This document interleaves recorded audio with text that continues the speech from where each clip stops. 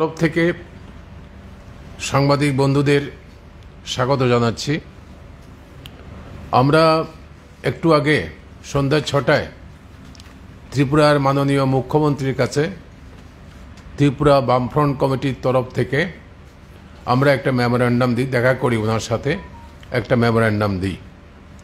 মেমোরেন্ডামের মূল বিষয়বস্তু হচ্ছে ত্রিপুরার মানুষের জীবনে এই মুহূর্তের যা খুবই অপরিহার্য, যাকে না হলে পরে ত্রিপুরার সমাজ জীবন আর চলতে পারে না, অন্ধকারের গলিতে চলে এসছে ত্রিপুরা, এরকম 4টি বিষয় নিয়ে আমরা মাননীয় মুখ্যমন্ত্রীর সঙ্গে আমরা কথা বলেছি ওনার অফিস ঘরে। আমাদের যেই বক্তব্য ছিল সেই বক্তব্যের মূল কথা হচ্ছে, আমরা অনেক ইতিহাস টানতে চাই না, যে বর্তমান ডবল ইঞ্জিনের সরকারের সময়তে ত্রিপুরায় কী চলছে, আইন শৃঙ্খলা কোন জায়গায় আছে, তার বিস্তারিত ইতিহাস আমরা ওনার কাছে বলিনি।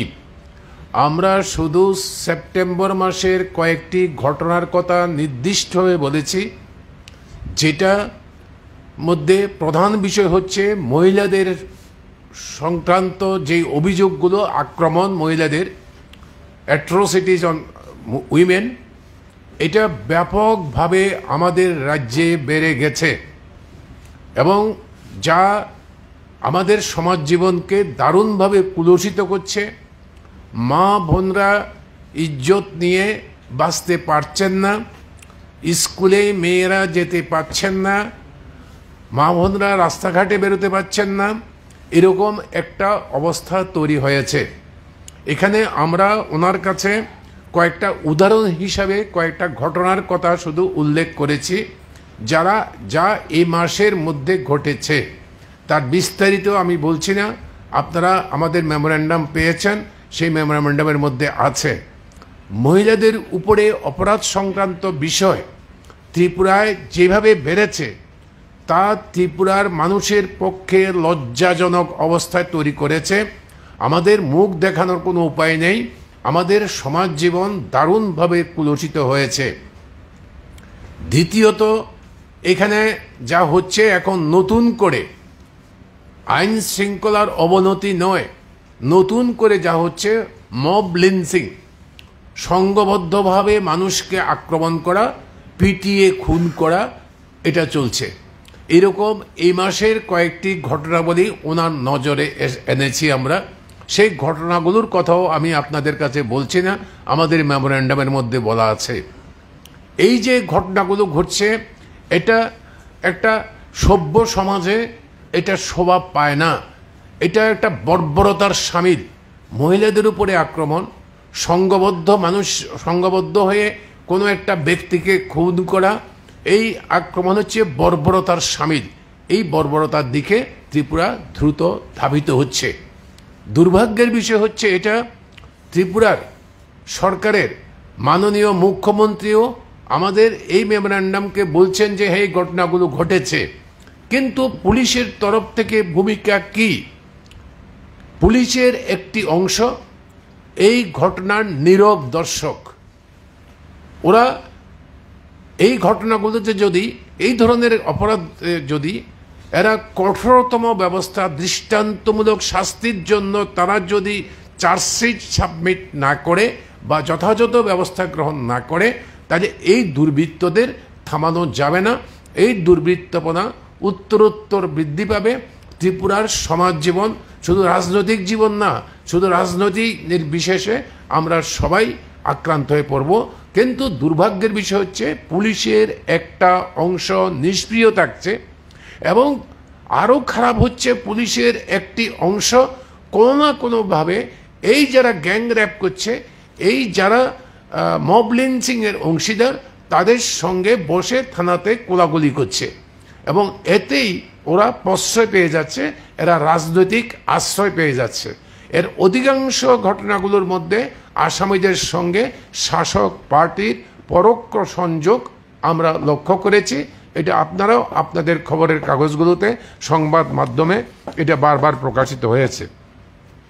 দ্বিতীয়ত আমরা যে বিষয়টা ওনার কাছে নিয়েছি সেটা হচ্ছে আমাদের যে বিরাট বিপর্যয় ঘটে গেল আমাদের জীবনের উপর দিয়ে, ত্রিপুরার মানুষের জীবনের উপর দিয়ে, সেটা হচ্ছে বন্যা, ভূমিধস, আমাদের ক্ষয়ক্ষতি এবং আমাদের যা অর্থনীতিকে দারুণভাবে বিপর্যস্ত করেছে। আমরা মাননীয় মুখ্যমন্ত্রীকে আমরা বলেছি, আপনি যখন সর্বদলীয় সভা করেছেন, আপনি যখন বিধানসভার অধিবেশন করেছেন, আমরা বামপন্থী এমএলএরা এবং বামফ্রন্টের পার্টিগুলো আমরা শুধু আপনাদের একথাই বলেছি সরকারকে, এখন সবারই মূল কাজ হচ্ছে বন্যা দুর্গত মানুষকে উদ্ধার করা এবং তাদেরকে রক্ষা করার ব্যবস্থা করা। এটাই আমাদের প্রধান কাজ। তাদের কাছে রিলিফ সাহায্য কিভাবে বন্টন করা যায় সেইভাবে দেখো। কিন্তু তার এই বন্যার পরে অনেক দিন চলে গেছে। এখন কি হচ্ছে, এখন এই বন্যা দুর্গত মানুষদের যে রিলিফের কথাগুলো ঘোষণা করা হয়েছিল সরকারের তরফ থেকে, এমনকি কেন্দ্রীয় সরকারের মন্ত্রীরাও যে সমস্ত কথা বলেছিলেন এখন সেটা এরা পাচ্ছেন না। পাওয়া তো দূরের কথা, আপনারা জানেন যে এই ঘটনাতে যেই পরিবারের একজন বা একাধিক লোক মারা গেছেন, ভূমিধসে হবে, জলোচ্ছ্বাসে জলে টেনে নিয়ে মরে যেতে পারে, তাদেরকে যেই ক্ষতিপূরণ ন্যাশনাল ডিজাস্টার ম্যানেজমেন্ট থেকে 4 লক্ষ টাকা দেওয়ার কথা, সেই টাকাও সবাই পায়নি। এবং সেটা মুখ্যমন্ত্রীও স্বীকার করছেন যে হ্যাঁ সবাই এখনো পায়নি। তো এতদিন লাগবে কেন? তাও 4 লক্ষ টাকা। একটা পরিবারের উপার্জনক্ষম ব্যক্তির তার জীবনের বিনিময়ে যদি 4 লক্ষ টাকা হয়, এটা একদম অপ্রতুল। আমরা বলেছি তোমরা এটা বাড়াতে হবে এবং এই পরিমাণ বাড়িয়ে সবাইকে, এইতে যারা মারা গেছেন সবাইকে দিতে হবে। আপনারা জানেন যে আমাদের রাজ্যে এই প্রলয়ঙ্কারী যে বন্যা হয়ে গেল, সেই বন্যায় অনেক বাড়িঘর তার চিহ্ন মাত্র নেই। ঘরগুলো উড়িয়ে গেছে একদম নদীর জলে, কোথায় ভেসে গিয়েছে জানে না। গৃহহীন মানুষ, পুরো ঘর চলে গেছে, পুরো বাড়ি চলে গেছে। তারা শরণার্থী শিবিরে, আশ্রয় শিবিরে আশ্রয় নিয়েছিল। আশ্রয় শিবিরে পর্যাপ্ত পরিমাণ যে সাহায্য সহযোগিতা সরকারের তরফ থেকে করার কথা ছিল তা তো করা হয়নি। উপরন্তু আমরা বামপন্থীরা ধন্যবাদ জানাবো ত্রিপুরার বিভিন্ন এনজিওগুলো, ক্লাবগুলো, বিভিন্ন রাজনৈতিক দল, তারা যে সহযোগিতা করেছেন তার উপরেই নির্ভর করে শরণার্থী ক্যাম্পগুলোতে মানুষ খাওয়া দাওয়া কিছু পেয়েছে। কিন্তু এখন সরকার থেকে চাপ সৃষ্টি করা হচ্ছে, ক্যাম্প খালি করো, বাড়িতে ফিরে যাও। হ্যাঁ, আমরাও চাই স্কুলে পড়াশুনো হবে, কলেজে পড়াশুনো হবে, বালবাড়ি কেন্দ্রে পড়াশুনো হবে, সরকারি আবাসে রয়েছে, সরকারি অফিসে কাজ হবে, কাজেই বাড়ি ফিরে যেতে হবে। কিন্তু কোথায় বাড়ি? বন্যার জলে ভেসে গেছে, তার ঘরের চিহ্ন নেই, সে কোথায় যাবে? আমরা মাননীয় মুখ্যমন্ত্রীকে বললাম, আপনার অফিসাররা যে চাপ সৃষ্টি করছে বাড়ি ফিরে যাওয়ার জন্য, ওরা কোথায় যাবে? উনি বলেছেন তা তো বলার কথা না, আমি খোঁজ নেব, আপনারা নির্দিষ্ট করে বলুন, আমরা নির্দিষ্ট করে নাম দেব। কমরেড জিতেন চৌধুরী, উনি আমাদের পার্টির নেতা, উনি বলেছেন আমি নির্দিষ্ট নাম দিচ্ছি, আপনি নির্দিষ্টভাবে ব্যবস্থা নিন। এই ক্যাম্পগুলোতে লোকগুলো কোথায় যাবে এখন? ওদের তো বাড়িঘর চলে গেছে, আপনারাও স্বীকার করছেন বাড়িঘর নেই, তাহলে লোকগুলো যাবে কোথায়? তাহলে ওদেরকে বাড়ি ঘর তৈরি করে দিতে হবে। অনেক পরিকল্পনা আছে, ইচ্ছা করলে সরকার, ভারত সরকার, ত্রিপুরা সরকার ওদের ঘরটা তৈরি করে দিতে পারে, ঘরটা মেরামত করে দিতে পারে। যাদের বাড়িঘর ভেঙেছে তাদের মেরামত করে দিতে পারে। যাদের একদম ওয়াশ আউট, একদম ধুয়ে মুছে পরিষ্কার হয়ে গেছে, তাদেরকে নতুন করে ঘর না দিয়ে তাদের কোথায় যাবে তাদেরকে এটা করতে হবে। দ্বিতীয়ত, বন্যার ক্ষেত্রে গুরুত্বপূর্ণ বিষয় হচ্ছে আমাদের অর্থনীতি। আমাদের ত্রিপুরার অর্থনীতি কৃষি নির্ভর অর্থনীতি। অধিকাংশ মানুষ গ্রামে বাস করেন। আগরতলা শহরেও যারা বসবাস করেন তারা অধিকাংশ কৃষির সঙ্গে সম্পর্কিত। এই আগরতলা শহরের কিছু শহরের এলাকার কিছু রাস্তার দুই পাশের কিছু লোকের বাইরে বাকি যারা সদর মহকুমারও আক্রান্ত, তারা অধিকাংশ কৃষির সঙ্গে সম্পর্কিত। কৃষির জমি ধূলিসাৎ হয়ে গেছে, জমি চিহ্নিত করার কোনো উপায় নেই। নদী তার প্রধান গতিপথ চেঞ্জ করে অন্য গতিপথ নিয়ে নিয়েছে। জমির সীমানা চিহ্নিত করা দুঃসাধ্য হয়ে যাচ্ছে। কৃষক তার নিজের জমি নিজে চিনতে পারছে না। জমির উপরে কোথাও কোথাও এক হাঁটুর উপরে বালি স্তূপ জড়ো হয়েছে এবং মাননীয় মুখ্যমন্ত্রীও স্বীকার করছেন, হ্যাঁ এরকম তো হয়েছে। তো হলে পরে এই কৃষি কি করে হবে? এই খন্দ করতে পারলই না। কিন্তু এই খন্দ যাওয়ার পরে যে চাষ করবে সে কি করে করবে? যদি না এই বালি সরিয়ে যদি আইল বানতে না পারে, জমির আইল বানতে না পারে, জমিতে যদি জল তৈরি করতে না পারে, জল জমা করতে না পারে, তাহলে কি করে হবে? হতে পারে না।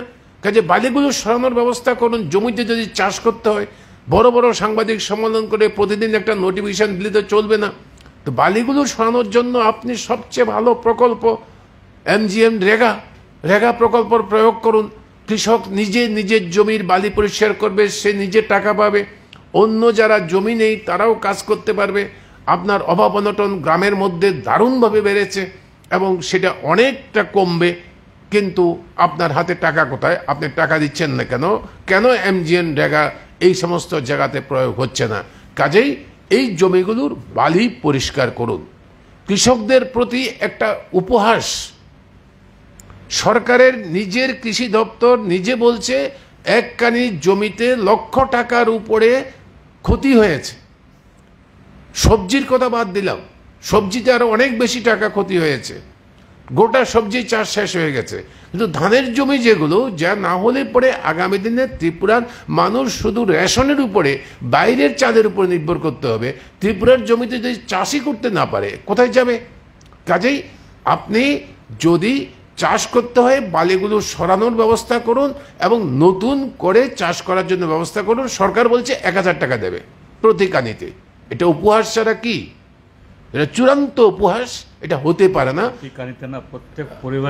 প্রত্যেক পরিবারকে, আমার যদি 4 কানেও জমি নষ্ট হয় তাহলে পরে 1000 টাকা। তো আমি কি করব 1000 টাকা দিয়ে? কয়জন শ্রমিক পাওয়া যাবে? কি করে আমি এই বালি সরাবো? কি করে আমি এই জমি সংস্কার করব? ল্যান্ড রিক্লিমেশনের জন্য বামফ্রন্টের সময়তেও অনেক কাজ হয়েছে। লুঙ্গা জমিকে পরিষ্কার করা হয়েছে, আইল বেঁধেছে, ড্রেন করেছে। এইভাবে করা যায়। সরকার ইচ্ছা করলে সেটা করতে পারে। কৃষি দপ্তর এটা করতে পারে। সেচ দপ্তর ইচ্ছা করলে তার সঙ্গে যুক্ত হতে পারে। সেচের সমস্ত প্রকল্পগুলো স্বাভাবিক। এটা যে ধরনের বন্যা হয়েছে, সেচ প্রকল্পগুলো সম্পূর্ণ বন্ধ হয়ে গেছে। কোথায় জমিতে জল আসবে? কাজেই এই সেচ প্রকল্পগুলো সঙ্গে সঙ্গে মেরামত করা। আর এই যে উপহাস করছেন একটা পরিবারে আপনি 1000 টাকা দেবেন, আবার বিবেচনা করুন, আবার চিন্তা করুন। আমরা ক্ষতিপূরণ আপনি দিতে পারবেন না, কিন্তু চাষের ব্যবস্থা করার জন্য যা করা দরকার অতটুকু তো করতে হবে। তার বালিগুলো তো সরিয়ে দিতে হবে, বীজটা তো তাকে দিতে হবে, লোনটা তো তাকে দিতে হবে। ব্যাংকে সেভাবে বলুন যেন বিনা সুদে লোনটা দেন, অ্যাটলিস্ট সে যেন পরের কাজটা করতে পারে। কারণ তার ক্যাশ ক্যাপিটাল থেকে আরম্ভ করে সব কিছু ধুয়ে মুছে চলে গেছে বন্যার ফলে।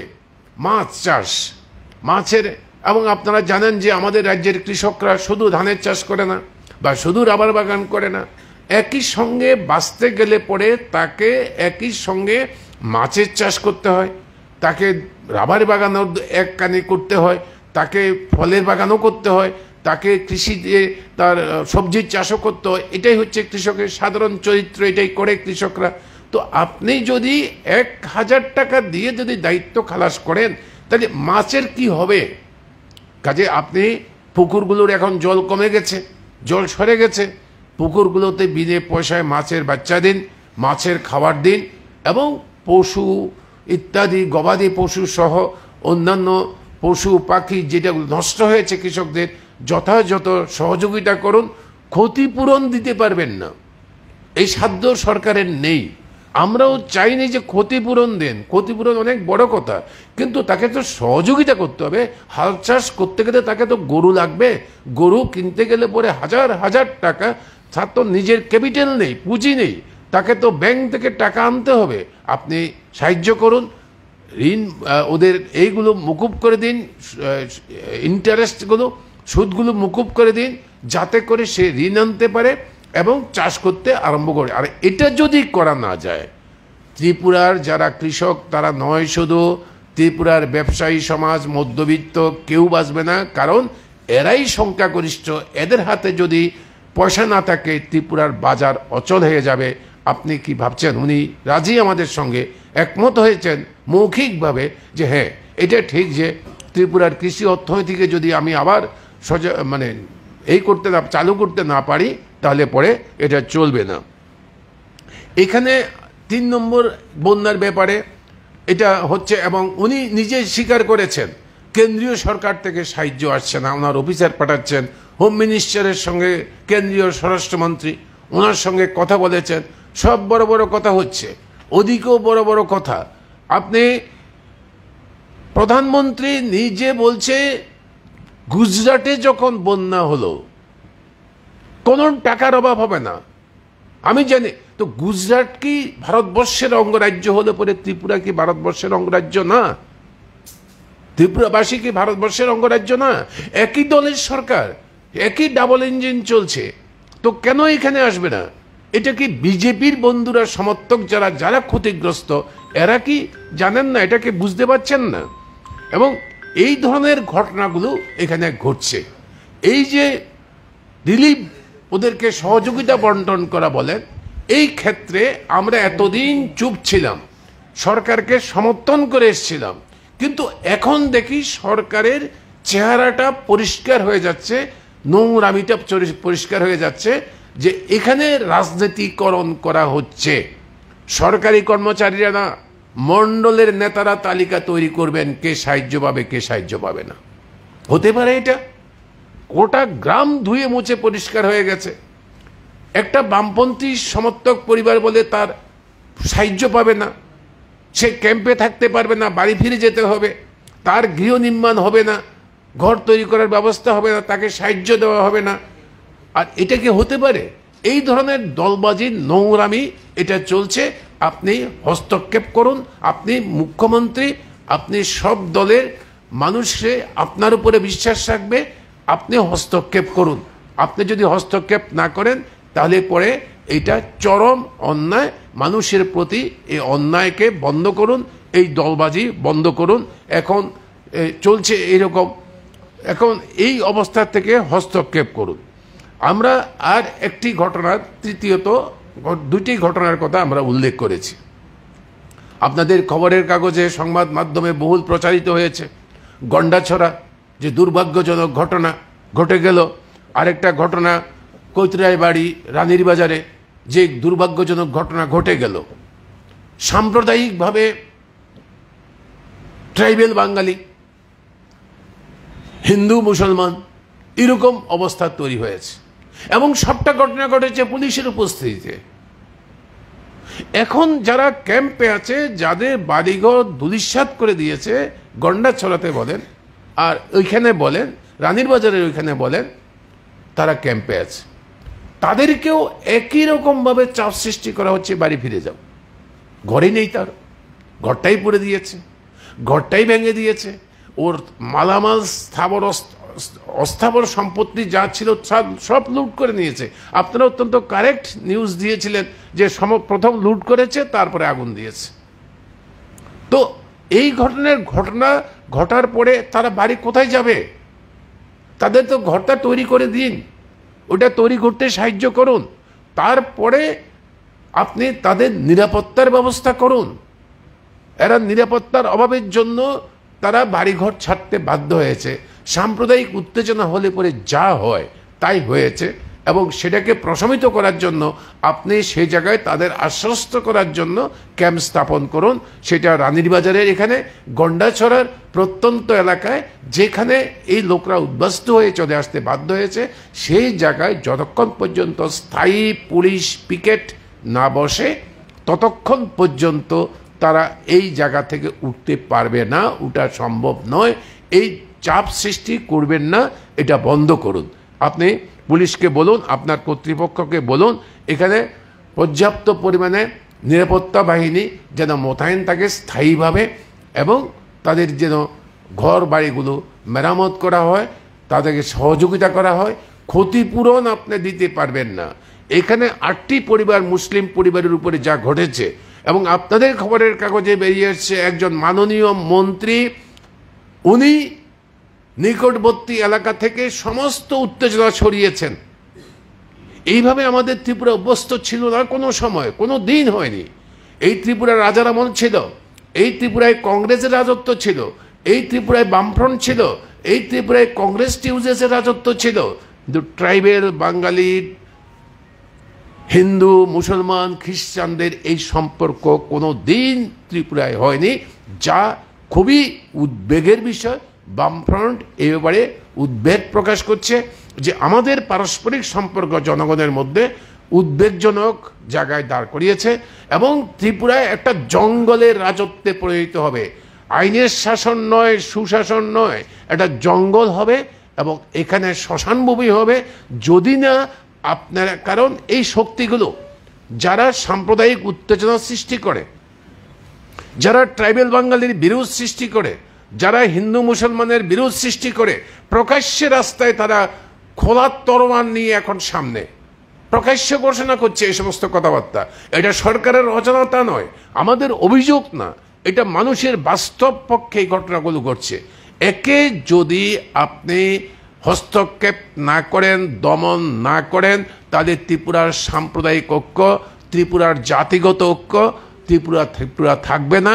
এক ত্রিপুরা শ্রেষ্ঠ ত্রিপুরা না, এটা অরাজকতার রাজত্ব হবে, অন্ধকারের রাজত্ব হবে, এক ত্রিপুরা থাকবে না মানুষকে এক করতে না পারলে পরে। এবং এই সমস্ত কাজে রিলিফ বন্টন থেকে আরম্ভ করে, এই মা বোনদের সম্মান ইজ্জত রক্ষা করা থেকে আরম্ভ করে, আপনি শেষ পর্যন্ত আমরা যে দুটো উদাহরণ দিলাম দুইটা জায়গার, এই সব কিছুতেই আপনার প্রশাসনের চাই নিরপেক্ষ ভূমিকা। যা নিরপেক্ষ ভূমিকা বলতে আমাদের পার্টিজান হওয়ার দরকার নেই, এগুলো কোনোটা পার্টি, সিপিআইএম, বামফ্রন্ট, বিজেপির বিষয় না। আপনাদেরকে সংবিধানের প্রতি দায়বদ্ধ থাকতে হবে, আইনের প্রতি অফিসাররা দায়বদ্ধ থাকতে হবে। যারা এই দায়বদ্ধতা পালন করতে পারবে না তাদেরকে ব্যবস্থা নিন আপনি, নতুবা ত্রিপুরা এক থাকবে না।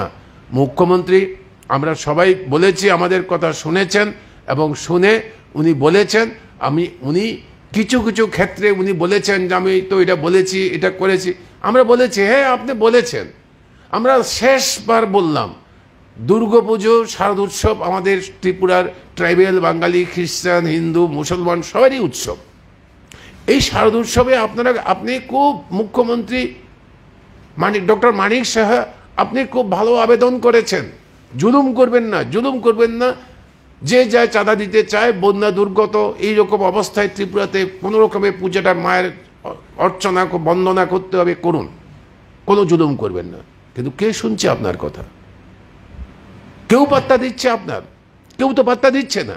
উনি নিজে উদাহরণ দিলেন, হ্যাঁ এটা ঘটনা ঠিক, আমি তো একটা ক্লাবকে বন্ধ করে দিলাম। আমরা কোনো ক্লাব বন্ধ করা, অমুক করার এসবের পক্ষে না। আমরা চাইছি মুখ্যমন্ত্রী এবং তার প্রশাসন, উনি নিজে ভালো মানুষ দেখাচ্ছেন, কিন্তু ওনার প্রশাসন কোথায়? ওনার দলটা কোথায়? ওনার দলের তরফ থেকে কেন এই কথাটা নেই? উনি কেন, ওনার দল লোকরা যারা ক্লাব করছে, যারা এই গুন্ডামিগুলো করছে, যারা এই যে মহিলাদের উপরে আক্রমণ থেকে আরম্ভ করে মব লিঞ্চিং এবং পূজা পর্যন্ত যে সমস্ত ঘটনাগুলো ঘটছে, এ তো অন্ধকারের জীবরা এখন সামনে চলে এসছে। আপনি হস্তক্ষেপ করুন। মুখ্যমন্ত্রী আমাদের কথা শুনেছেন, বলেছেন যে আপনারাও নির্দিষ্টভাবে দিন, আমি নির্দিষ্টভাবে ব্যবস্থা নেব। আমি জেলা শাসক, পুলিশের এসপিদের সঙ্গে কথা বলবো, সংশ্লিষ্ট ব্যক্তিবর্গ যারা আছেন তাদের সঙ্গে কথা বলবো। আমার অতটুকুই বলায়, কমরেড জিতেন্দ্র চৌধুরী এবং আমার অন্য কলিগরাও তারা এই সমস্ত নির্দিষ্টভাবে কিছু বিষয় আছে, সেই বিষয়গুলো সম্পর্কে বলবেন।